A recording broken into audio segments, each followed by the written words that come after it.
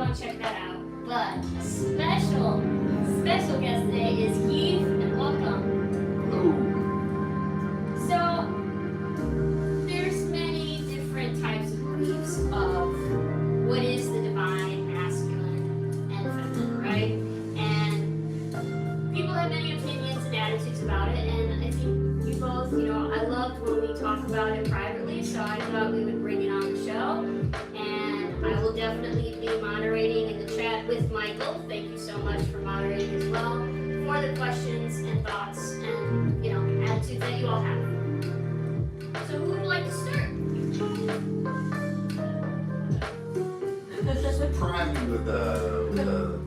Well, I mean, when I think of, divine feminine, I'm mainly looking to the goddesses, to the deities, and they usually convey a lot of grace, a lot of patience, a lot of nurturing.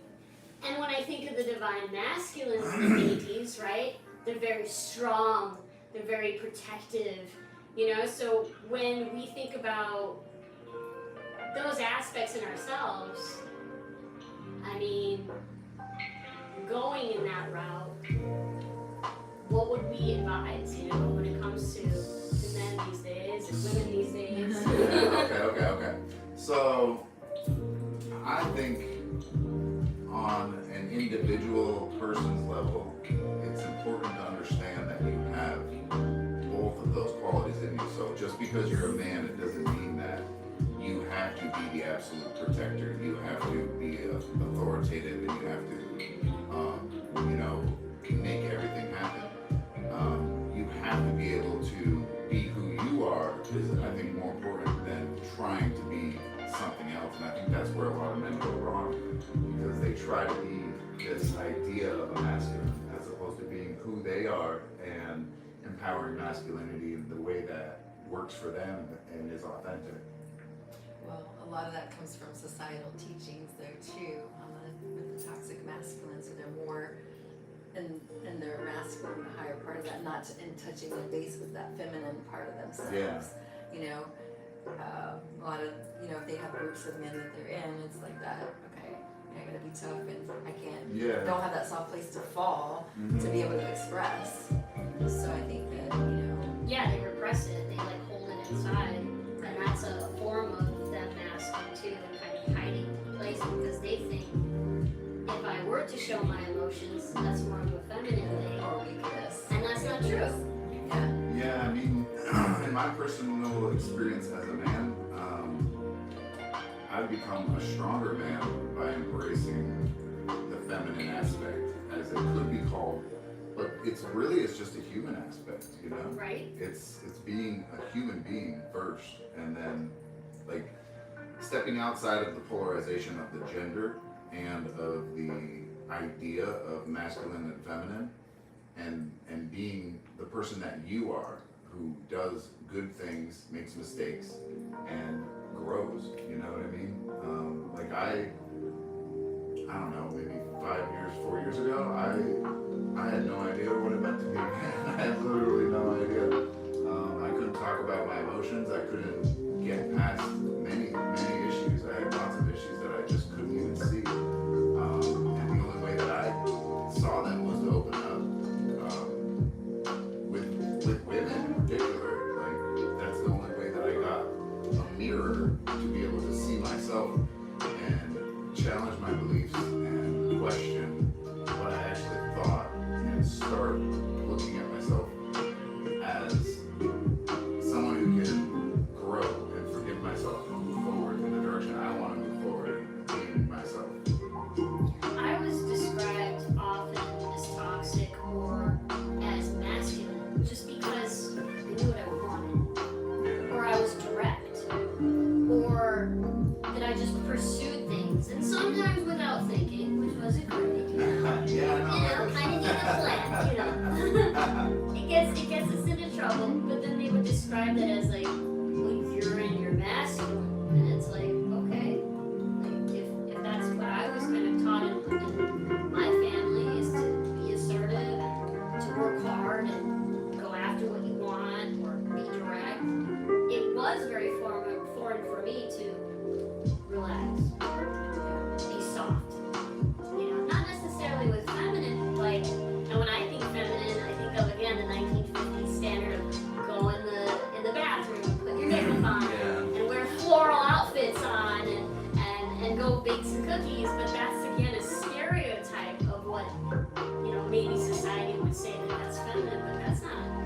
The women that I look to, the dainties, Kali is not flowers and roses, she is fire and a warrior, complete opposite of Kuan Yin, which Kuan Yin is more graceful and compassionate.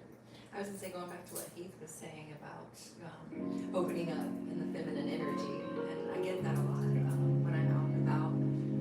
I attract a lot of guys in with my presence of grace and patience and those sort of things that you're talking about with the divine feminine. So in my journey, it's been a little bit tough because I'm a heart opener and I've opened hearts. Yes, you do. You opened my heart too. You got me to move. I'll never forget it. And so for them, because they're not used to that attention, and when they get that attention from the feminine, they think that it's more of a romantic kind of thing. Yeah. I have to explain to them, I am a heart opener, this is just a spiritual experience, and my life is very intentional, and I encounter people, so there's things that happen in that experience. I think that gets construed as like romantic or sexual energy because that's what people think that's what it is. But when you're living on a plane of existence where that's like the top, you know what I mean? If you're in a relationship, you're having intimate experience with somebody. That's the top level. You're like, oh, this is where this goes. And I think that's like where a lot of guys go wrong because they think that that's where they want to go, but that's not really what they're being asked. Right. They're being asked to expand past the limiting belief of, relationships and sexuality and polarized perspective of masculine and feminine. Tapping into those emotions that they haven't tapped into in quite some time. And I've even had guys For themselves, I think. Yeah, and I've had guys in the community that have said that to me, like, this is the first time I'm feeling my emotions and my feelings. It's such a odd feeling for them to express and be able to open up and feel that sadness or whatever it is that they're feeling that they want to bring out, So I went through like a year of that and I just isolated myself and just went through it, you know what I mean? And opened up and released all of my emotions, screaming, crying, like making music, doing everything that I could do, moving, like Was just. that hard? Yeah, it was really hard. It was. Okay, what was hard about it? Because the only thing that I can understand fully is crying, because crying was just not allowed. So when that happened, it was very cathartic. It was just like, holy shit, I could cry in front of somebody, and it's okay. Like, it's not weak. It's not like they're gonna shame me for it. But on the men's side, like, crying is definitely not tolerated. Anger is acceptable. Mm-hmm. So what about? Can you elaborate on certain emotions that you think are harder or were harder to show? So like I was always a crier, like since I was a little kid. Like I would just cry, you know what I mean? Because like I think how it works is the emotions get trapped in your body. And the longer you hold them in there, the harder it's going to be to let them out. So you'll create. Darker you'll be. Yeah. So like when you repress an emotion, you create first a physical blockage, and then you create a mental blockage. So then you have to now overcome all those beliefs and all those physical things that are going to happen. So if you're somebody who's not used to crying or feeling guilt or shame, you're going to shake. You know what I mean? You're gonna have a physical, like visceral reaction. Yep. Especially when you're doing mind, body, and soul work, and it's going to pull out certain things, and then you have to integrate moving through those emotions and stuff like that too. Just want to not attach to the emotions and let them run through you. Yeah. When you're going through the experience. And then also after you get done with that though, you want to, that's where dance came in for me, after I have these heavy emotions, because much like you, when I did it on my own, there was a lot of crying and screaming and all those things that you have to go through to process those emotions when you're doing it alone. But I would go out and dance with the wings, you know, at the park and move my body, and then I would come into a higher energy after I dealt with my emotions. Yeah. So I was able to get through it a little bit more. So I think it's important when you are doing this work is to make sure that you do something that's enlightening after these heavy emotions. Yeah, because like once you get the emotions out of the way, then you're going to have the clarity to see the limiting beliefs and the things that aren't you. Right. And when you see the things that aren't you, you can move away from them and you can move towards finding who you are, and it's going to lead you into whatever what's the word, like motivates you, whatever like sparks you to want to live, you know what I mean, Yeah. instead of staying trapped in the suffering that you knew or you created and you felt safe and comfortable in because you've already suffered like that for decades, Right. you know. So Absolutely. And some of this stuff comes down in a deeper way from our ancestral roots and the things Yeah. that we carry down in our DNA that we don't, that people aren't even aware of, that they've carried from previous generations that may not have seen it either. They weren't awakened, and so the DNA carries down because we carry the memories in our DNA. So we carry those of the ancestors before us. yeah, and you get parented the way that your parents did or didn't get parented, Yeah. and that gets sent on in the same trauma loop. It's like outside of the polarization of being a good or a bad experience, it still affects the child to have its own experience. That's why it's super important to do this ancestral work so that you can clean that up for the generations behind you and the generations moving forward so that they can have a better life. Hell yes, it's hard to do in these deep, Yeah. dark Really spots of, you know, that we have to go through, but it's so worth it to be on the other side of that healing. And I've experienced that in my own life, and seeing my daughter leave a toxic relationship, seeing a cousin that reached out to me on her awakening and asking for mentorship, so that I know that it's working in the family line. So I would strongly encourage people to tap in and peel off some of those layers that don't even belong to them. You know, some of this is not even any of our own fault. You know, it's No. societal teachings, parental teachings, the ancestral roots that you carry down from things. You know, purely underneath all of that, we're light and love. That is who we are at its general core of our true essence. Yeah, with non-judgment, not having to feel like you have to fulfill some kind of role. It's more of, I mean, I keep using interdependent, and it's the only way that I can think of that synergy between the two people, of that give and that take, rather than, you know, just draining each other and blaming each other for this or that, and then saying, well, you're not doing your part, well, you're not doing your part, and it's like, can we just build together? Well, I think a lot of the times every relationship we go through puts us through a different kind of ringer so we can be who we need to be with to learn the lessons. And we were talking about that earlier, like it's not always about the end goal, it's about the experience. So what you go through with somebody gives you the experience that you need to understand yourself. It has nothing really to do with, and they learn them who they are at the same time. Right. It's like the experience provides the lesson. What if I'm afraid? What if I'm afraid to know myself deeper? Then you're gonna like hesitate, and you're gonna find ways to divert yourself from doing the thing that keeps popping up in your head and keeps speaking to you. What if nurturing myself is foreign, right? And I'm a man's man, you know, and I'm supposed to, you know, marry my sweetheart, or I'm supposed to marry the girl next door because that's what XY feels right. Are you saying that that's still an experience with myself, or is that an experience with the other, or is it all simultaneously? Well, what I always tell people to do is ask themselves questions and don't think of an answer. So if you ask that question to yourself and just throw it out there, you just throw it out there and you wait and you see what happens. Your heart will speak to you. It'll tell you what you actually want, where you need to be, what you need to do. And it'll speak in a way that you're not used to. So you have to be ready to listen, because the big That's problem. the key point. Yeah. Right there. Do you really want the answer? You know. Well, I Or do find you wanna hard. just I find Not hesitate? all of us want to hear the Yes. things, the imperfection or whatever we have within ourselves. That's hard to look at, but it's what can pull you through and identifying those things about yourself. Anytime I have a conflict with someone, I don't blame the other person.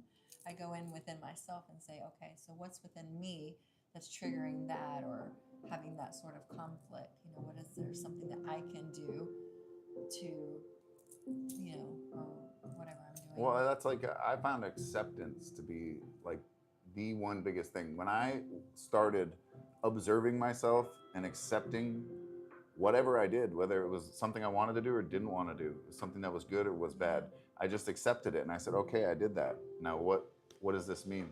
And then I wait and then I get an answer. So like when people are trapped in the mind, they get stuck in the result. They want to get to the result. I want to be here. I want to do this. I want to have that. I want to manifest something. You know what I mean? But if you just stop all of that, just stop it. Like for me, I had to break. I had to like mentally and physically break. I was like, you know, like sick, and I was mentally sick. You know, I was just everything was wrong with me at that moment in my life, and I broke and I stopped. I said, I'm not doing this anymore. And then I just waited to see what the hell I was supposed to do, and I started getting guidance as to how to handle these situations. And I didn't always act. A lot of the times I just sat there and waited, and then when I felt like the right thing to do, it was the time to do it, I would do it in that moment, like in the present moment, accepting whatever I chose to do, and forgiving myself for the things that I used to feel guilt or shame about. Right. Yeah. Like the bad habits of, you know, toxic masculinity, like allowing myself to move through that and go, okay, yeah, I was that person. I did do all those things. I treated people poorly, you know, and I learned who I really am because of that. Right. So like to go from like a narcissistic mindset to neutral to like empathic is like the full circle, you know? And if you can do that, you can step outside of the polarization of the mind. But to do it, you have to step outside the polarization of the mind. You can't be judging things. You can't be saying this is good and that's bad. I'm a bad person. You know, I want to be a good person. You have to be the person that you are, and you have to evolve through those stages And accept all of that. and accept it. Yes. That's what Accept brought it. you. Your test is your testimony. Everything that you got tested on, what you went through in your life, is what brings you over to the other side. Yeah. of It's the doing- journey. It's the experience, and that's I what wouldn't it's change about. anything in my life because I wouldn't be where I'm at today. Oh yeah. To be sitting here and doing this with you guys and Same. having such a great support and community system. Yeah. Yeah, I remember I had this moment of clarity where my whole life made sense. Like everything made sense. And I was like, oh my God, this is why I was like that. This is why I did all those things. And this is where I'm going because I allowed myself to go through all of that. Yeah. I've had those experiences too, where everything links. Yeah. You start seeing the circle of why it all It's like happened. it's like not even in words. You Yeah. just you Yeah. just feel it and know the whole thing. You're like, wow, that was a big circle. Well, Michael has a question, but I did ask him to clarify because it wasn't very clear. But he said to ask Heath, how do you get better at becoming more divine? Clarification. What practices can you work to become more divine as a male if you feel a lot of low self-esteem? So I think low self-esteem comes from beliefs. So How do you improve self-esteem? to improve your self-esteem, you're not trying to remove something. You're trying to accept the fact that you have low self-esteem for yourself. And you have to become aware of it. You're like, okay, I understand that I don't value myself. I have a negative belief. Yeah. So once you're aware, then you can observe it and you can go, okay, these are the things that I do. These are the things that I say. If I say, oh, I'm no good at this, or I'm not a good person, Yeah, or self-criticism yeah. as So well, you observe yourself, you find the things you say, you find the things you do, you go, oh, I don't need to, I don't deserve this, or I'm not going to do that for myself. or other people are better than me, you know, so I'm not going to do this.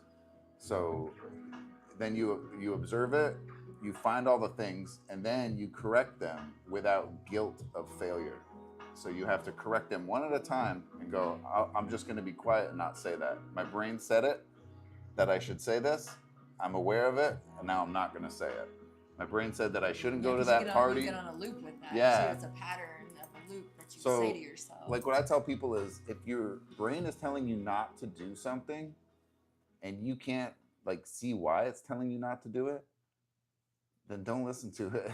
Like, you have to create a You gap. don't have to listen to the thought patterns, right? Yeah, you have to You can create a just let them gap pass by. between your thought and your action. I used to use a technique called stop, where you would stop. Oh, I can't think of that what the acronym means now, and observe and take a moment to observe that thought, you know, before you respond to that Yeah, thought. that's And just basically- have that, like, it kind of gives you that stop. Yeah, like I And always then- describe that as like awareness, observation, shut up, don't do anything, and then act how you want to act or say what you want to say. So like you have to shut down the subconscious mind from running the program, Stop, and then take you a can breath, observe, and slowly perceive. like rewrite the program, Can you and say that's it how you again? reprogram your brain. Stop, take a breath, observe, and perceive. Is what the stop means. Yeah, that And sounds similar helps to me what a I'm lot, saying. Because stop, you really think about like, whoop, I don't need to do that right now. So that was one little thing that I learned, to stop the thought pattern for a minute. Give me a chance to observe the thought without attaching anything to it. You know, just observing myself. We should probably explain what the observer effect is too. It's just kind of like where you put yourself Outside of yourself. outside yeah. of yourself, where you're like hanging above, And you're and watching you're just yourself. watching your behavior with other people, and it'll kind of give you a better idea of who you are. And you can observe your thoughts. Be mindful of that. Yeah. Mm. Really listen to what you're Presence saying to is yourself. important. Yeah. Well, Michael's question to Stephanie is, what in her opinion qualifies as a divine qualities in a man for her? Michael's pulling the apples off the tree. He's like, hey, Stephanie. Oh gosh. Well, only a few, you know. We don't gotta list everything right now. This is a live stream. It's like, he must be over 6'2". No. In finance, blue eyes. No. A bank account with Oh, 7 man. digits. He's got a yacht. He loves yacht rock. I have a unique energy about me, so my divine partner, I'm definitely going to have a safe container, someone who can hold my energy and allow me to do my processes that I need to do to keep my energetic things, you know, that I do for my own energy work and stuff like that. So I would love to have a great safe container of someone, you know, that can hold that for me, and the free spirit that I am too, and allow me to individuate and not just, that's one thing I learned from my previous marriage, is not melding into someone so much that Yeah. you lose yourself. Yeah. No enmeshment. Yeah. So someone who is okay with us being individuating our individual identities, then we co-create something together. Yes. And someone who's emotionally intelligent, who is conscious. Trying to think of my other. Well, while you think, can you kind of maybe elaborate of your perspective of what she means by a divine masculine being a safe space or a safe container for the feminine? So, Because sometimes men will be hearing things, yeah. not necessarily listening, and it's like then we have to say the same thing over and over and over. Yeah, I The do word that of the still nag, sometimes. Even and though I'm like- pretty good at it, I still Well, do nobody say we're perfect. Yeah, I yeah. mean, we're all divine. it. I had to do it. Once. So, wait, I had a brain fart. What was it again? So, how does how can a man really be safe as a safe space? Oh, yeah. And a safe container, So- as she was saying, like that's ideal, and I hear that across the board. I still kind of can describe that. Well, a lot of that is like what you said, listening, and a big part of it is not trying to solve the problem. It's being there, Yeah. being Yeah. present, and offering emotional stability and like being grounded without an emotional reaction. So like that's what a strong man does. He stands in it. He stands in her emotions. They crash all over him, and he's the rock that they break on. Yeah, because we're not All always right, looking but- for a solution. Right, but you're also saying, from my understanding, what you're also saying is though, he's not stoic to the point where he doesn't feel. He still has emotional intelligence. Yeah. Right? Like he's not just a freaking wall. No, like emotionally, you're the wall. You're the thing that her emotions smash into.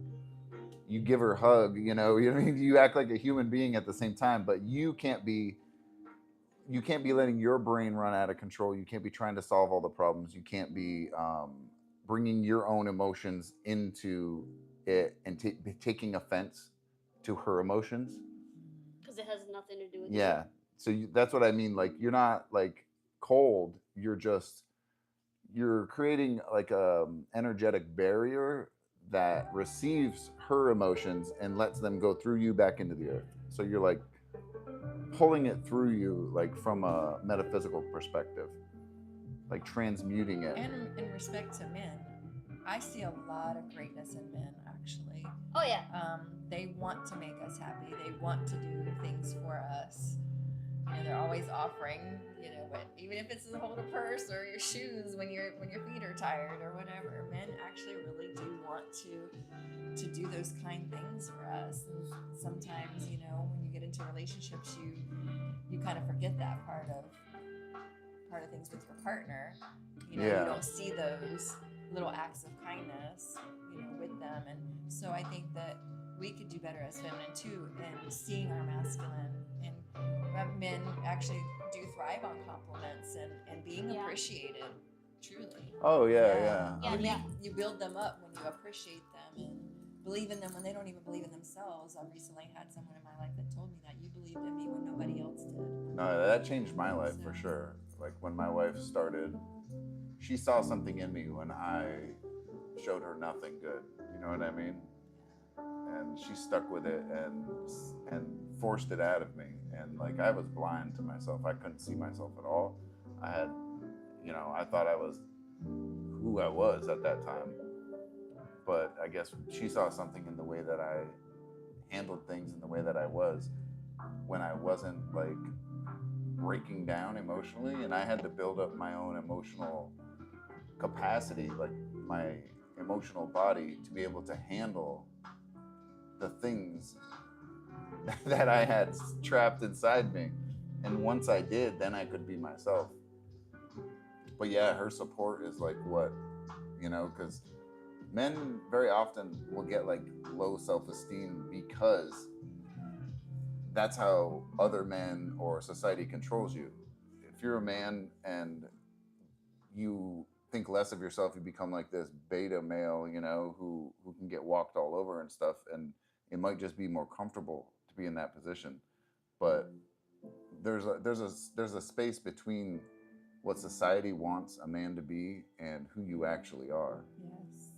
Well, I also have seen the opposite. I've seen also, content creators and videos on being this like alpha, where you're just like being in this 5% or 1%. Oh yeah.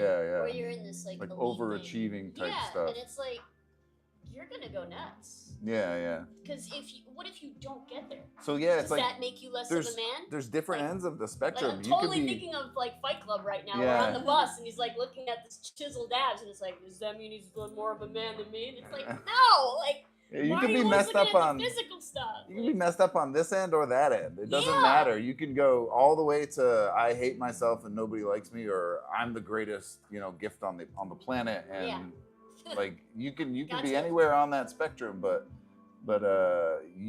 nobody really is on that spectrum. You know what I mean? Nobody's on that. Everybody's an individual, and these are all things that we create in our head to limit our experience from being who we actually are. Beliefs, limiting beliefs. I'm big on those. When you see them, you can do like I was saying, just work to get rid of them. Oh gosh, Michael got a question for me. He said, Fedra, how many chances do you give a guy that has great potential to be divine, but isn't reaching where you want him to. Let me answer that one, Michael. And- One. And Stephanie can chime in. You know, I think, okay, I'm gonna just, because it finally is Taurus season. I'm just gonna chime in with the Taurus. It's the traits. first day, isn't it? Yeah, it is the first day. And, you know, as a Taurus, I would say we're very generous. And I think when we give people chances, it's because we give them the benefit of the doubt. However, from learning from observing myself in past relationships, it's about, are they meeting you halfway on that bridge? And if they're not, I don't believe that you need to give that person X amount of chances. Now, I don't want to be so firm where it's just one, but I'm getting there. I'll get there where it's like 1 year out, you know. But I see that you really need to honor yourself. You have to be careful with potential, falling in love with potential. That's Yes. been one of my weaknesses, is falling in with someone and seeing, because I have the gift of seeing into someone's soul and I can see their highest versions of themselves. Yep. And then I miss the red flags that are in front of me. Yep. You know, and I fall in love with that potential, and sometimes they don't ever get there. That was when I had the low self-esteem and not, you know, and within myself too. But I see. And when men are codependent, they will lure you into saying whatever they need to say to keep the relationship going, to keep it the way that is comfortable. And the issue is that is what is detriment to both people. I really believe in union.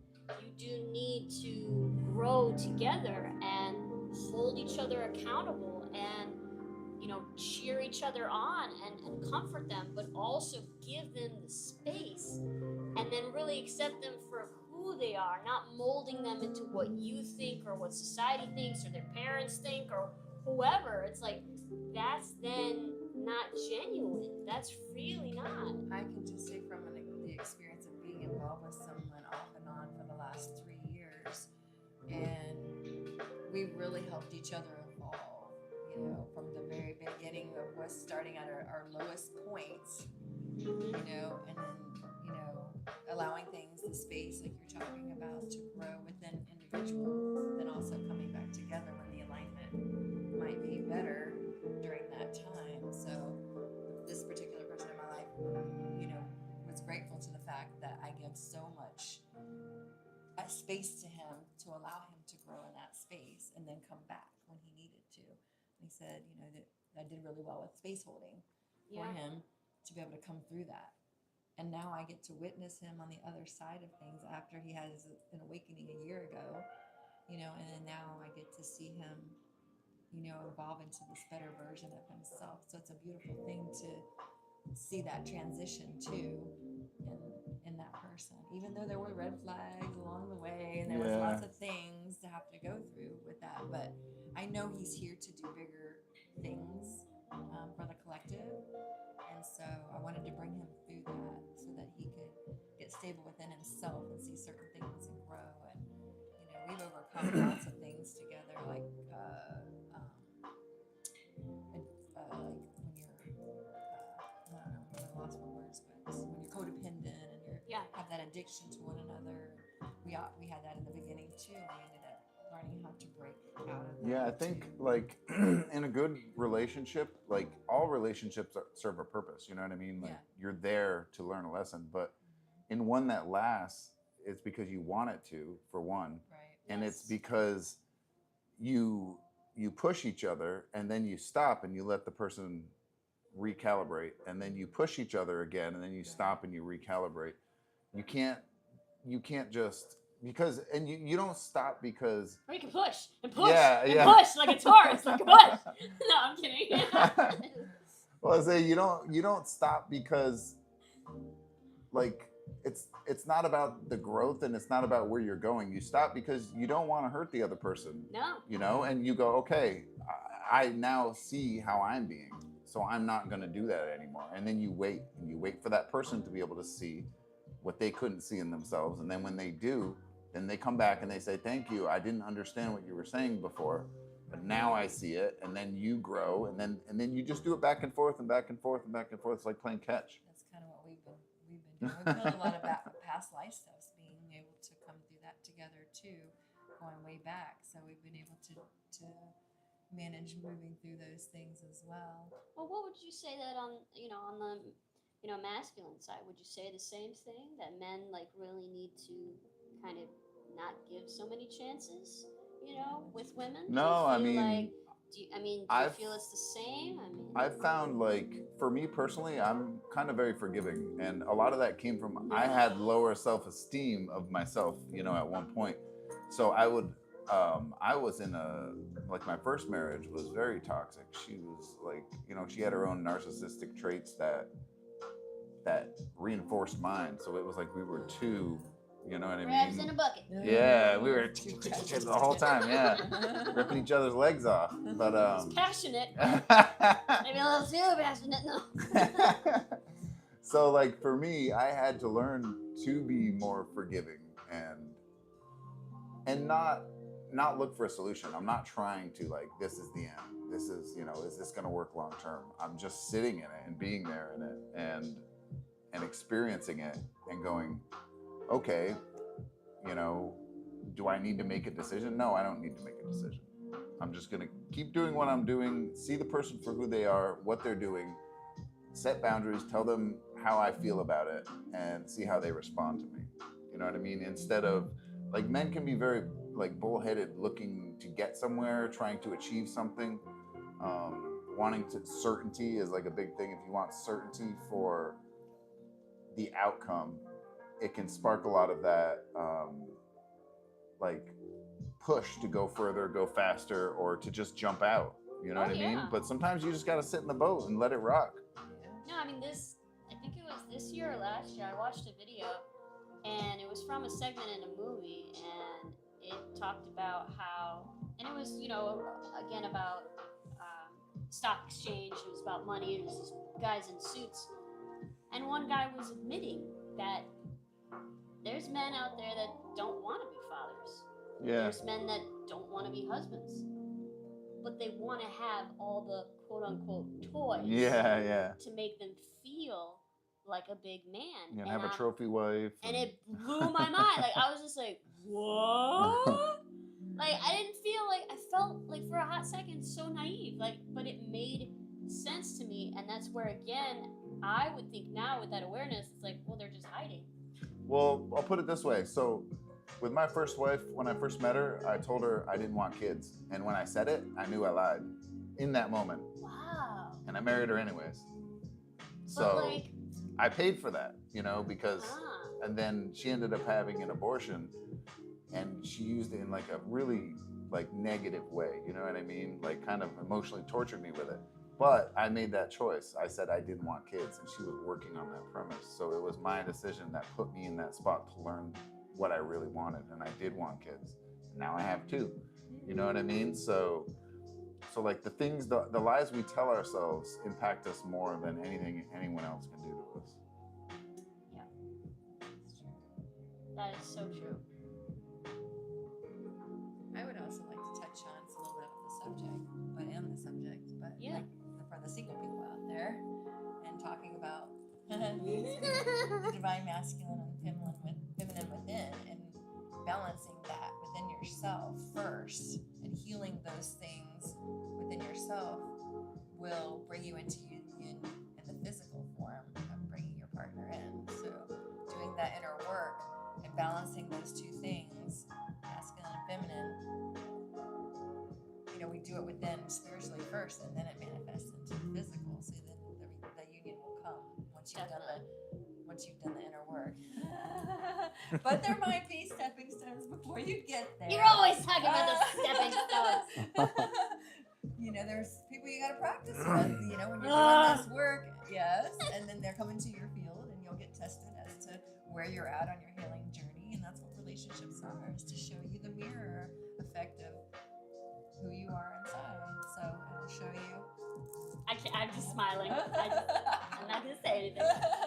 Sure, you can. So I'll say, like, from a man's perspective, Man's. you if you want to grow and you want to be more balanced, you have to have no guilt, no shame, and no fear for having emotions. You have to be able to express them. Yeah. And if you can do that, at first you're not going to be able to do it well. You're going to, get grumbly, and you're going to say things that you don't mean and stuff. But eventually you get to a point where you can say how you feel, just as plain as you're reading a newspaper, and that's the kind of, like, strong masculinity that women want. They don't want a man who, always provides in the physical sense. They want a man who can, Emotionally who can be so- emotionally stable, Right. and who can express his emotions in a healthy way. And that's more like, I think, what the divine masculine is. It's the stable foundation. It's not the material world. The material world's a whole different thing. Yeah. Especially now, you can have women who provide for the family. You know what I Yeah. mean? Like, it really has nothing to do with being the biggest or the strongest. It has to do with being emotionally the strongest, because women naturally have hormones that go up and down and up and down. Men don't have that, so we're level. Yeah. So if you have an emotional problem as a man, it's because you think you have an emotional problem as a man. You don't actually have one. There's nothing wrong with you. You just told yourself you have one, and you're not allowed to speak about this. You're not allowed to show emotions. You're not allowed. You're limiting yourself. And when you open up those emotions as a man, it expands your heart, and your heart literally will, like, explode, like douche. It'll open up, and the energy that will come out of it will propel you towards your passion in your life. I would also like to say that we do need to take some sensitivity as women for our men, because they are carrying a lifetime of these emotions and things within themselves that they haven't shared with anybody. Yeah. Yep. So it's going to be extremely important to be soft and gentle with that as they're opening up to just now feeling those emotions. If it's the first time that they're feeling them, allow them to move through that so that they will talk to you more. They will express, they will open up to what it is that you're trying to communicate to them. If you give them that soft place to fall, they need that nurturing, especially in the beginning. Yeah, because they're not going to want to go out into public and say how they actually feel to strangers or to other men. Unless they go So, to like, therapy. yeah, like, what are the odds of that? I volunteer to go to therapy. like I've learned, I say however I feel to anybody, and I don't care. You know what I mean? I'll be at work and people will be saying I love stuff. you. I swear to God, yeah. They'll be saying stuff about, like, women this or women that, and, like, if I don't agree with them, I'll just flat out tell them I don't agree with that. You know what I mean? You don't always have to say something, but what I tell people is, don't lie to yourself and don't lie for somebody else. So it's better to say nothing at all than it is to go along with, ragging on a gay person or whatever the dudes are doing. You know what I mean? You can just, The dudes are doing. yeah, whatever these guys think they're doing, trying to be cool and whatnot. I started just looking at them and just not saying anything at first, because I was like, I don't agree with any of this. And then eventually I was able to speak what I needed to say to people anywhere I am. What's developed me more into my soft era right now is what all three of us do the best, which is inner child work. The deeper and deeper I did the shadow work to go back to, like, baby Fedra and like toddler Fedra and teenage Fedra, that's where I've been the happiest, and literally going, like, full circle back to the things that I always loved to do. And now I see that that is not something that I will compromise. And I saw, with developing my sense of self-worth and my confidence in myself, was that I don't need to compromise and self-sacrifice myself for anybody. And that was a huge lesson for myself. And it was beautiful because I felt myself opening up finally, after, like, years and years of just tolerating just a bunch of things, because I didn't want to rock the boat too much. I didn't want to upset and insult. I didn't want them to feel left out, because I know how it feels to be left out. I want to belong too, but it's like, at what detriment though? Because then I was just, like you said, just agreeing with things that, like, I didn't agree with, and my throat chakra was completely out whack. That I remember to this day, I devoted a whole year to just throat chakra, and I did exactly what you said. I was like, you know what? If I don't agree with something, I'm just gonna be quiet.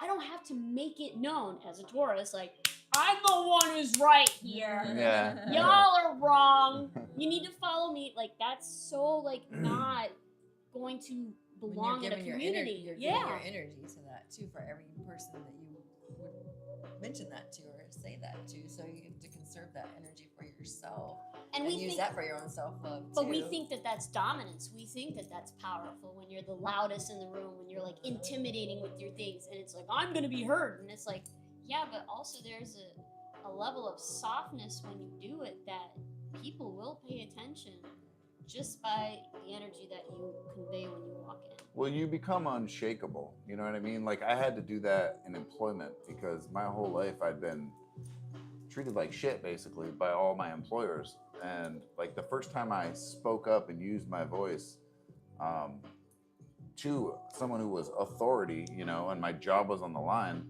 I was shaken and I was angry. You know what I mean? I had a lot of emotions coming out. But now I can just tell whoever, I don't care who you are, you could be the CEO of the company, and I'll say, I don't agree with you. I think that's not the right thing to be doing.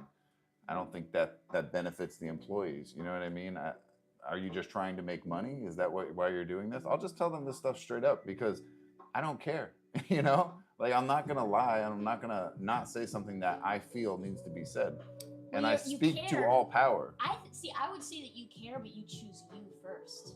Yeah, I think that's Not that. I was gonna say earlier, that's a healthy ego. Like, when you Yeah. have a healthy ego, it will protect you. Yeah. Like with your voice, and you can stand there calmly and protect yourself with your voice, and the energy that a healthy ego pushes out will scare these people away. Like, they won't know what to do when you look them in the eye and you tell them exactly what they're afraid to hear. They shake. They're like, oh, and then they come back to you trying to apologize, and you know. I've always been like that, afraid of conflict and speaking up and saying what, you know. But you guys have actually helped me expand on that in the 369 circle, and being able to, when we had those things and giving me that voice to expand and tell you guys, you know, if I feel a certain way about something, and then we have a talk out. Yeah. We don't just split up from each other. Oh, I don't want to hear what she has to say, and then, like, you No. know, not be friends or whatever. We talk through it. We have a talk out, and we're able to move through that. So that's been nice to be able to have Well, that. And I'm a I lot think- like you with the throat chakra, working on that in the last couple of years to open up mine as well. Everybody in our group is open. Like, that's one of the core, like, values of people, us leaders in our sound group, is we're open and we're willing to be vulnerable. And we're willing to say, hey, you know, I feel some kind of way about this situation or this dynamic. And it feels or free speaking Yeah. my truth too. Yeah. Like, speaking up, even though sometimes I'll get nerves about it. I'm like, oh gosh, did I say anything or not? Or, like, you know, but I've worked through that, and it's that's helped like, free me to be able to speak up. I call that like tempering the emotional body. So, like, the first time I spoke up for myself, I almost killed somebody. You know what I mean? Like, I was ready to choke this man out because he was disrespecting me Very at a work. primal. Yeah. So, but now I can stand up for myself without any kind of physical reaction. You know what I mean? And I got beat up a lot when I was little. Like, I had an older brother who would always beat me up and stuff.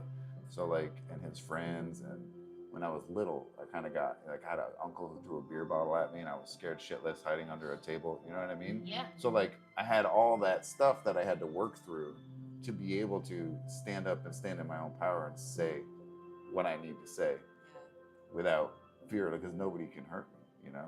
Nobody can technically hurt me. Definitely, I have, like, similar background of being bullied, and I always had to control myself because in my mind, it was like I knew I had a switch, and if that switch came off, Yeah. it was just, you're gone. Like, I'm gonna hurt you beyond, Mhm. and it's like, I'm this little thing, you know, but in my head it's like, no, I'm Hulk smash, you know, like, but I didn't want to ever get to that point to hurt anybody, even if, you they're being idiots, and it was. Well, I I think was that's glad that I at least had that awareness. like- It's like, this ain't gonna be worth it, down that's the like line. the unhealthy ego. So like I had that same thing. I used to hit my brother's friends in the head with a hockey stick and throw pitchforks at him. Oh gosh. Boys Because will be because they were like physically trying to beat me up and stuff. So I would defend myself. But like when you have a healthy ego, you can defend yourself without having Yes. to take action to that extreme. I was bullied. I had girls that wanted to come after me. They knew how soft and gentle I was, and so they would viciously Where they come after me. Where Yeah, they at? I know. 15 right? years Now I'm year like, later, bitch. Yeah, that's what I'm like. I No, studied. we're all loving life. I did martial arts, and that kind of Oh. helped me to empower me. Actually, the martial Did arts. she go, did. I had a girl flip me over one time. I didn't know it was a judo move at the time, but until I started Whoa. studying it, I was like, oh, that's what she did to me. I was like, whoa. And I had to, one time I was going to walk home from the bus stop because these girls were going to come after me. There was like 3 of them. And then I had a childhood friend that went home and got his dirt bike and came back and rescued me. He just told that story just the other day for my birthday. He was going to come to the 369 group because I remember when I went home and got a motorbike for you and just come to the rescue, and I'm like, yeah, I'll never forget that day because I don't know what was going to happen that day. But I think that stunted me, like from speaking up, and speaking my truth. That that bullying always made me, afraid, and Yeah. I wouldn't speak up and speak up to the bullies or speak my truth. So that probably had. So like you said, it Yeah, comes that from blocks childhood your things. throat. Yeah. Yeah. it comes Like from I had a problem with childhood authority things. too. So like authority, yeah. I always felt like I couldn't stand up to authority. But like that's literally what this world needs now is people who are willing to stand up to authority, and not in like some grandiose kind of way, but just in everyday life, Like when a cop talks to me, I don't treat him like he's a cop. I treat him like he's a person. He has no authority over me. Nobody has any authority over me. Like you can do whatever you want to do to me, but you still have no authority over me. It's all in the head. Yeah. And I just want to kind of go over what they were discussing earlier that I didn't want to trail off the thought, but we're also part of 369 Sound Circle. And all of us, lead that, whether it's live as a live stream or we meet at the Bay Lounge now bi-weekly. Our next meetup will be on May 6th. Definitely come and join us. You can RSVP on the website at thirdspacewellness.com. Again, just let me know. You can also follow me on Instagram and message me for that if you're local in Florida. But if not, we time to time do have a live stream. You can go back to our replays where the latest one was Stephanie's birthday. That was so fun. And we had a whole mermaid vibe, and we had glitter. Inner child fun and dancing and just bringing up that joy of the inner child. And I think that you can do that when you're doing your healing journey too. Is go back to those childhood things that you used to love and enjoy as a kid, even when you're an adult. Who cares? That brings out that joy and that light and that happiness, and well, that's what I brings think the that we healing need in more a fun of, way. right? We need to be more goofy and silly and rid that. The world is shame already and hard guilt. as it is, Exactly. so we got to bring that child fun and joy into our lives to balance those things out with what we go through in life. So, And if you are just joining us, we've been going through this journey of talking about the divine masculine and the divine feminine. So if you do have any questions for Heath or Stephanie, just put it in the chat. It's really helpful to bring this up into the algorithm. Please do a thumbs up. And if you do like so far the content, please subscribe. I am now at 315 subscribers. I am getting to 500. That is the goal. Go to 500. Help us in any way. We thank you. I believe I have my Venmo up pinned in the chat. So if you ever want to donate to the channel, that money just keeps me going, and I really appreciate it. As you see, I do music, tarot, and sound healing. So really, thank you enough. I can't thank you enough. When it comes to that silliness, right? That child part of us, that's where, for me, how you and Elizabeth are pretty much what started to getting me more into my body. After my separation, I really saw that not only was I coherent with myself, it was more like I'm not really in my body. And that was about the time when I started on my gym journey. That was in 2022, 2023. Come a long way since then. I've never been so consistent at working out in the gym in my life. I had 2 years, I was with a nutritionist. Her name is Natalie Garcia. She's based in Bradenton, amazing woman. And she taught me really about how I was overeating, why I was binge eating, seeing like a whole bunch of habits, got down to almost non-dairy, non-processed food, lowered my sugar intake, really started to feel what was in my body. But I also wasn't confident because of a lot of sexual trauma that happened in my past, and then these past relationships where I didn't feel very confident in how my body was. And dance is really was part of this. It was part, and I'm still working on it, where you think about it when you're a kid and you're just like, they always say, like, dance like nobody's around. And feeling that movement has helped me be less afraid of humiliation. Like, there was one time when I was singing in grade school and my entire class laughed. And I was standing there, and it was very difficult for me to process. The only thing that saved me in that moment was actually observing that their parents stood up and clapped. So it was almost this like weird juxtaposition of like getting humiliated by the peers that I wanted to be accepted from, but then those that were above them in their awareness was like, good job, you did great. And it was just like feeling like, when am I going to be just accepted for me? And being goofy, whether I hit the notes or not, whether I come out in a costume or not. And I've seen that testing this out in a controlled way really has helped me transform into expressing myself as an artist, but also stepping in and doing sound healing and getting others to feel that space of like, just do it. Hey, you want to just caw. When you do it, you're giving permission to the others to be free and do that. When I got into my journey after my separation and the wings came into my life, I didn't know that that's why they were coming into my life, but I would play music and I would go to the park. Like when I would have those emotional moments, there was a lot of things that happened in my journey with my kids and different things that were happening. And these wings, before I would respond to something, or react to something, I would go to the park and dance with these wings, play the music, the powerful empowerment music, and then afterwards it changed my physiology to come back as a better person and be able to respond rather than react in that moment. So it's super important, to move your body and move those emotions out, when you're going through. So that's always been sound for me. When I was in like the darkest place in my life, I started just making sounds with my voice, and I didn't know what they were. I'd never made those sounds before, like overtones and like throat singing type sounds.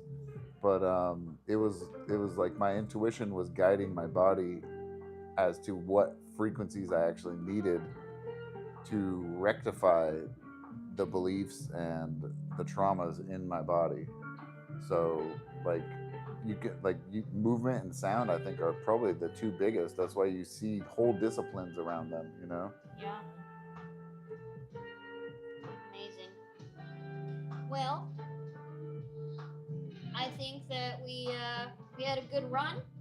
I know that we could keep going, but I definitely think that we could definitely come another time if you guys are up for it. I mean, I loved having you, Heath. I always love when you visit.